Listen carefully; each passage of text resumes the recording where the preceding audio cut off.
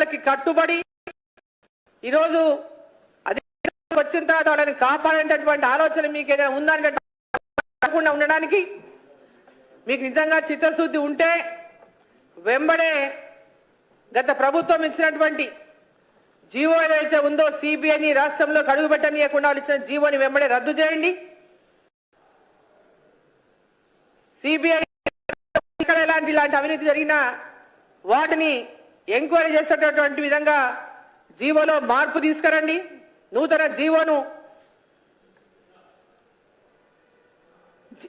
జీవోని ఇచ్చి మరి దానికి సిబిఐ ఎంక్వైరీకి చొరవ తీసుకునే విధంగా మరి రాష్ట్ర ప్రభుత్వం దీంట్లో ముందుకెళ్లాలని చెప్పి సందర్భంగా నేను కోరుతా ఉన్నా. జ్యుడిషియల్ ఎంక్వైరీ కాలయాపన తప్ప మరొకటి అనే విషయం అందరికీ తెలుసు మనకి. సో ఈ యొక్క కాళేశ్వరం పైన మేడిగడ్డ పైన ఎంబడే తగినటువంటి అవినీతిని బయటికి ఆ నిర్మాణ లోపాలు ఎంబడే తీసుకొచ్చి దాన్ని ఆ లక్షల కోట్ల ప్రాజెక్టుని కాపాడాలన్నా తెలంగాణ యొక్క ధనాన్ని దోచుకున్నటువంటి వారిని శిక్షించాలన్నా వెంబడే సిబిఐ ఎంక్వైరీ చేయించాలి. మా రాష్ట్ర అధ్యక్షుడిగా భారతీయ జనతా పార్టీ తరఫున మేము డిమాండ్ చేస్తాం. వెంబడే సిబిఐ ఎంక్వైరీకి తీసుకోవడానికి మరి రాష్ట్ర ప్రభుత్వం చొరవ తీసుకోవాలని చెప్పి సందర్భంగా నేను ఈ రాష్ట్ర ముఖ్యమంత్రి రేవంత్ రెడ్డి గారిని నేను కోరుతా ఉన్నా.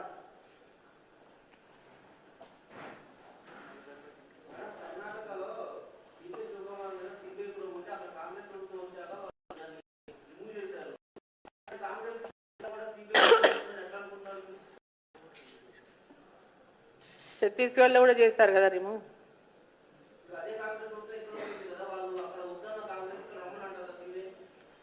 వాళ్ళకి చిత్తశుద్ధి ఉంటే రమ్మనాల్సిందే. చిత్తశుద్ధి లేకుంటే వారు కూడా కేసీఆర్ని వాళ్ళని చేసిన వాళ్ళని కాపాడాలనుకుంటే తేట తెల్లని చేయాలి. వారికి వాళ్ళని ఉద్దేశం ఉంటే చెప్పాలి. అది రాష్ట్ర ప్రభుత్వానికి కాళేశ్వరం మేడిగడ్డలు జరిగినటువంటి అవినీతిని ఆ నిర్మాణ లోపాలను చేయడం ఇష్టం లేకపోతే వారి మీద చర్యలు తీసుకోవడం ఇష్టం కాపాడేటటువంటి ఆలోచన ఉంటే అది బట్టబయలు చేయాలనే కోరుతున్నాం. జ్యుడిషియల్ ఎంక్వైరీ వల్ల కాలయాపన జరుగుతుంది, దానివల్ల ఉపయోగం లేదు అంటున్నాం. ఇమ్మీడియట్గా యాక్షన్ జరగాలని అడుగుతున్నాం. ఇమ్మీడియట్గా యాక్షన్ జరగాలని దాని మీదనే ఈరోజు వారు కూడా గతంలో కోరింది అదే. ఇప్పుడు కుర్చీ ఎక్కంగానే మాట మారవద్దు. గతంలో వాళ్ళు కూడా దాని మీద అనేక ఆరోపణలు చేసినారు. మరి మీ వారికి అవకాశం వచ్చింది, దాన్ని నిరూపించేటటువంటి అవకాశం ఉంది, స్పందించాలని చెప్పి కోరుతున్నాం.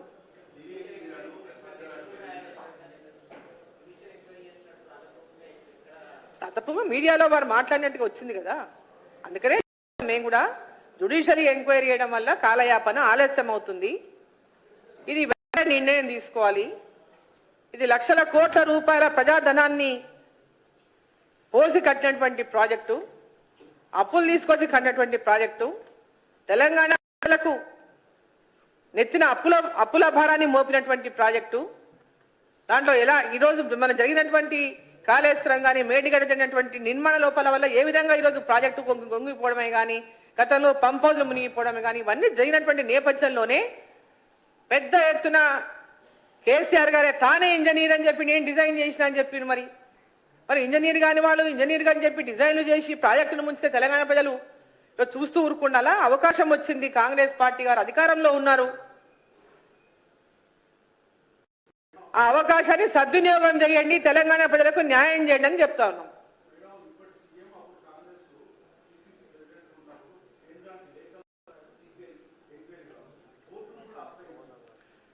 ఇప్పుడు అందరూ రాసినాం కదా. అప్పుడు మరి ఇప్పుడు సిబిఐకి లేఖ అంటే సిబిఐ ఇక్కడ అడుగు పెట్టొద్దని కదా ముఖ్యమంత్రి గారు ఒక జీవో ఇష్యూ చేసినారు.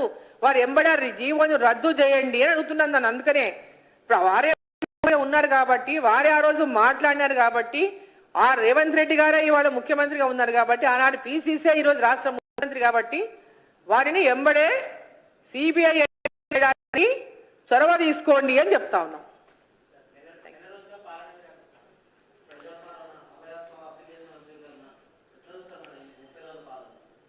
ఇప్పుడు ప్రజల వద్ద ప్రజాపాలన అని అప్లికేషన్లు తీసుకుంటా ఉన్నారు గ్రామాలలో. సో వాళ్ళు 100 days టైం అడిగినారు ఇవన్నీ ఇంప్లిమెంట్ చేయడానికి. సో దాంట్లో ఈ 6 గ్యారంటీల లోపల అంటే 6 అంటే 6 నంబర్ కాదు, ఆ 6లో చాలా ఉన్నాయి. ఇంకా ఆ 6లో కూడా ఒక్కొక్క దాంట్లో 3 ఉన్నాయి, 2 ఉన్నాయి. అట్లాంటివి చూస్తే ఆ 13 కాకుండా ఇంకా వాళ్ళు ఇచ్చినటువంటి అంటే ఇది గ్యారంటీ అవి గ్యారంటీలు కదా, ఇచ్చిన మేనిఫెస్టోలో ఉన్నటువంటి ప్రతి ఒక్క హామీ కిందకే చూడాల్సినటువంటి అవసరం ఉంటుంది. కాబట్టి ఈ హామీలన్నీ నెరవేర్చడానికి మరి 100 రోజుల సమయం ఏదైతే అడిగినరో 100 రోజుల వరకు వేచి చూద్దాం. 100 రోజుల లోపల వాళ్ళు చేయగలిగితే సంతోషం, వాళ్ళు ఇచ్చిన మాట నిలబెట్టుకుంటే సంతోషం. ప్రజలంతా కూడా తెలంగాణ ప్రజలంతా కూడా ఆ వాటి కోసమే ఆ హామీలపైనే ఓటేసి గెలిపించినారు, మార్పు కావాలని గెలిపించినారు. సో వారు ఆ హామీలను నిలబెట్టుకోవాల్సినటువంటి బాధ్యత ఈరోజు కాంగ్రెస్ పార్టీ పైన ఉంది. చాలా చోట్ల కూడా హౌసింగ్ విషయంలో ప్లాట్ లేకుండా ఇల్లు లేకుండా ఉన్నటువంటి వాళ్ళపైన క్లారిటీ లేదు. ఎక్కడ ఇంతవరకు ఎలాంటి నివాస యోగ్యం లేనటువంటి వాళ్ళకు ప్లాటు లేదు, వాళ్ళ ఇల్లు ఉండదు, ఎక్కడో కిరాయి ఇంట్లోనో లేకుంటే ఎక్కడో చోట గూడ్సెలలోనో ఉన్నటువంటి కుటుంబాలు అనేకం ఉన్నాయి. మరి వాటిపైన కూడా క్లారిటీ లేదని చెప్తా ఉన్నారు. వాటిపైన కూడా క్లారిటీ ఇవ్వాలి రాష్ట్ర ప్రభుత్వం. మరి వారికి ఎట్లా ఇండ్లు నిర్మాణం చేసిస్తుంది, ఎప్పటిలోగా నిర్మాణం చేసిస్తుంది, ఉన్న డబుల్ బెడ్రూమ్ ఇళ్ళని ఏ విధంగా ముందుకు తీసుకెళ్తారు, ఎట్లా బెనిఫిషరీస్ని ఐడెంటిఫై చేస్తుంది, ఎట్లా వాళ్ళకు ఇస్తున్న విషయం కూడా తెలిపాల్సినటువంటి అవసరం ఉన్నది. సో చాలా ఉన్నాయి. ఇంకా దీంట్లో ఇంకో కొంచెం ఇప్పుడిప్పుడే మేము అధికారంలోకి వచ్చినాం, ఇప్పుడిప్పుడే సరి చేసుకుంటున్నాం అంటున్నారు. కాబట్టి కొంచెం సమయం ఇవ్వడమే కరెక్ట్ అని మేము కూడా అనుకుంటున్నాం.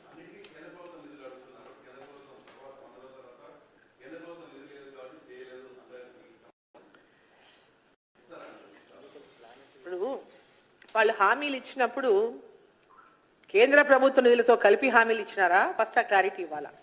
ఈ పథకాలకు అడుగుతున్నారా వాళ్ళు కేంద్ర ప్రభుత్వ నిధులు, లేదా డిఫరెంట్ డెవలప్మెంట్స్ కోసం అడుగుతున్నారా?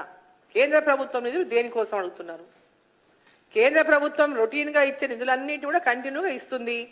వాటి కాకుండా అదనంగా ఇంకేదైనా అవసరాలుండి రాష్ట్ర ప్రభుత్వాలను తెలంగాణ గవర్నమెంట్ తెలియజేస్తే కనుక వాళ్ళు కూడా సహకరిస్తామని చెప్పినారు.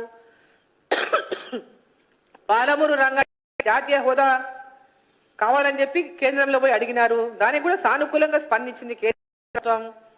జాతీయ హోదా అనేటటువంటిది లేదు, కాకపోతే దానికి సమానంగా నిధులు ఇస్తాం అనేటటువంటి మాట కూడా చెప్పడం జరిగింది. ప్రాజెక్టు కోసం నిధులు ఇస్తామని చెప్పడం జరిగింది. పూర్తిగా తెలంగాణ అభివృద్ధి కోసం కేంద్ర ప్రభుత్వం కూడా సహకరించమని చెప్పినారు, అప్పుడు కూడా సహకరించారు.